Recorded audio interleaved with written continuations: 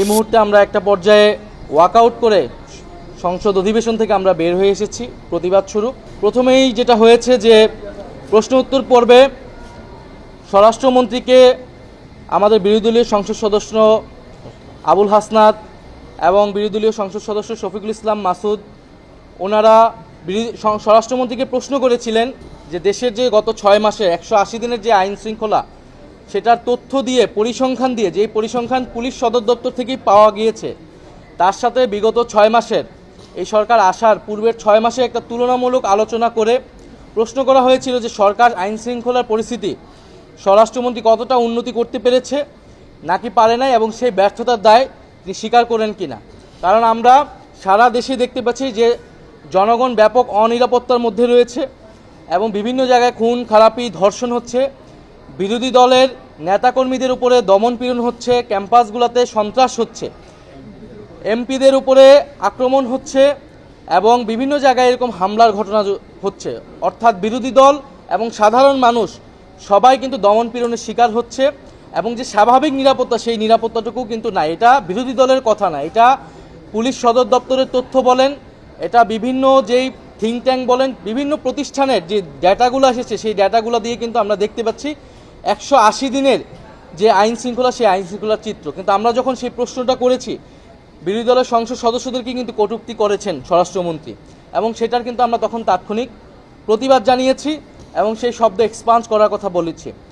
এবং মাননীয় স্পিকার তিনি কিন্তু আমরা আজকে দেখলাম যে ইনি একটু পক্ষপাতিত্ব করলেন এবং বিরোধী দলের সাথে বৈষম্য করলেন, বিরোধী দল অসহিষ্ণু এই ধরনের একটা ইঙ্গিত উনি দেওয়ার চেষ্টা করলেন। কিন্তু আমরা যদি বিএনপির আমলে দেখি বিএনপি বিরোধী দলের সময় যা আচরণ করেছিল তার কিছুই কিন্তু এই বিরোধী দল করেনি, বরং বিগত 6 মাস আমরা সরকারকে সর্বাত্মকভাবে সহযোগিতার কথা বলেছি এবং করে এসেছি। কিন্তু যখন জনদুর্ভোগ এতটা পর্যায়ে গিয়েছে তখন জনগণের পক্ষে সে কথাটা কিন্তু আমাদেরকে বলতেই হয়।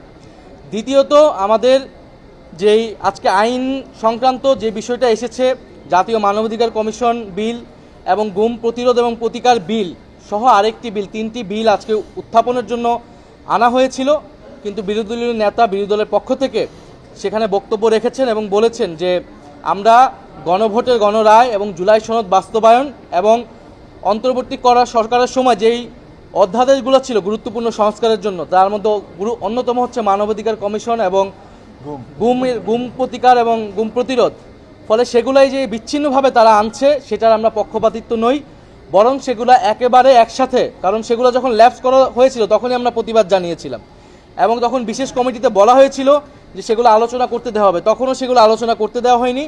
এখন সেগুলো বিচ্ছিন্নভাবে আনা হচ্ছে এবং পাস করিয়ে নিজেদের মতো করে তারা আনছে এবং পাস করিয়ে নিয়ে যাচ্ছে। ফলে সেটার প্রতিবাদ স্বরূপ আমরা একটা সংসদীয় একটা স্বেচ্ছাচারিতা দেখতে পাচ্ছি, সংসদীয় একটা স্বৈরতন্ত্র দেখতে পাচ্ছি সরকারের পক্ষ থেকে, যেখানে স্পিকার এবং সরকার দল তারা এককভাবে এই পুরা জিনিসটা পরিচালনা করছে সংসদ। ফলে সেটার প্রতিবাদ স্বরূপ আমরা বের হয়ে এসেছি এবং আমরা দাবি জানিয়েছি যে সংবিধান সংস্কার পরিষদ অবিলম্বে গঠন করতে হবে এবং তার মাধ্যমেই সংবিধান সংস্কার যেই দাবিগুলো ছিল গণভোটের গণরায় বাস্তবায়ন করতে হবে এবং গুরুত্বপূর্ণ যে অধ্যাদেশগুলো বাতিল করা হয়েছে সেগুলা পূরণ করতে হবে, আইনে পরিণত করতে হবে। খবরের কাগজ, নিখাত, নির্ভীক, নিরপেক্ষ।